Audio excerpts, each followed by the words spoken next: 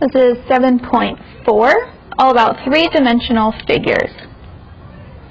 So a solid is a three-dimensional figure that encloses a space. A polyhedron is a solid whose faces are all polygons. So here we have a picture of, it's like a cube, and we have edges. Edges are where a line segment is a line segment where two faces intersect.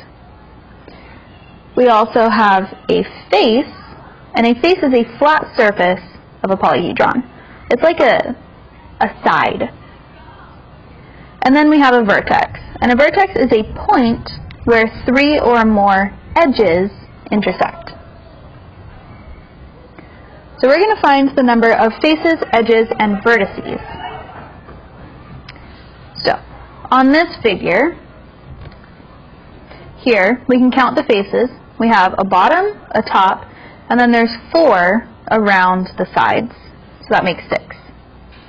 For edges, I have 4 around the top, 4 around the bottom, and 4 down on the sides. So that's 12. And then edges, I have 4 around the trapezoid on the top and 4 around the trapezoid on the bottom to make 8. For this figure, the faces, there's a front, a back, and then 3 around the sides.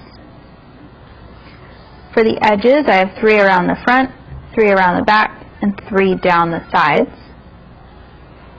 And then for vertices, I have 3 around the front triangle and 3 around the back triangle. Next we have a prism, and a prism is a polyhedron that has 2 parallel identical bases, and the lateral faces are parallelograms. So, on this prism over here, this front side would be called a base, and then we have another one on the back. The long sides are lateral faces. Next we have a pyramid, and a pyramid is a polyhedron that has 1 base. So I'm sure you've seen a pyramid or a picture of some pyramid in your life before. So we have a base here, and then we have lateral faces going around it. There's only one, and it meets at a point. The shape of the base tells the name of the prism or pyramid. So this one, the base is a triangle, so it's a triangular prism. And for this one, the base is, it could be a square based on this picture, but we know for sure it's some type of rectangle. So it's a rectangular pyramid.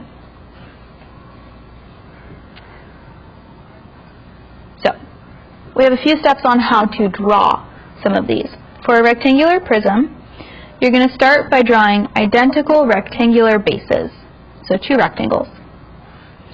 Next, you're going to connect the corresponding vertices, so the top left, top right, and so on. Then, all your hidden lines are going to become dashed lines. So if it looks like it's on the back side of your shape, erase parts of them and make them dashed. It's like you're looking through a glass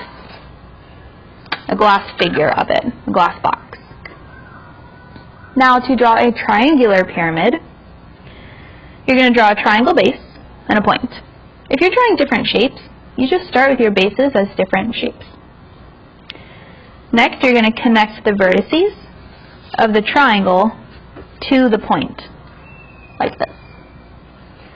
Then change those hidden lines to be dashed lines, and it gives it a little bit more depth.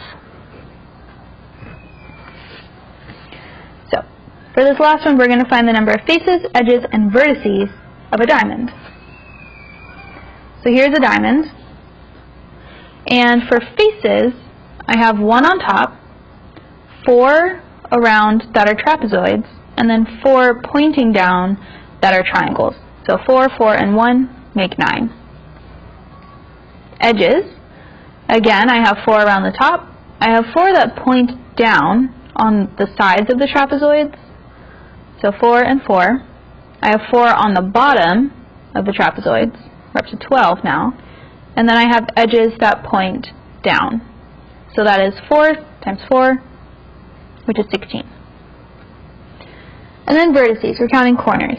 I have 4 around the top, 4 around the bottoms of the trapezoids, and 1 more at the bottom. 4, 4, and 1 make 9. Now, if we were to draw this diamond from a front, side, and top views, it takes a little bit of imagination in your head. So for the front, I'm going to say this side is the front. If I'm looking at it straight on, I will see the trapezoid at top and a triangle at the bottom. It'll look flat because I'm looking at it straight on. For the side view, we can call this one the side view. It's going to be the same because it's the same around all sides. And then from the top, so I'm looking down on it this way. And I will see this square in the middle, and then I'll see like they're trapezoids, we could say, around the edges. So you have to imagine in your head, if I were to move this figure, what would it look like? Now, if you are asked to identify shapes, or you need to draw different shapes that we didn't talk about, here's a little help. If it has 5 sides, it's a pentagon. A hexagon has 6, a septagon has 7, octagons have 8, nonagons have 9, decagons have 10, and a dodecagon has 12. 11 has its own name, but 11 is not common.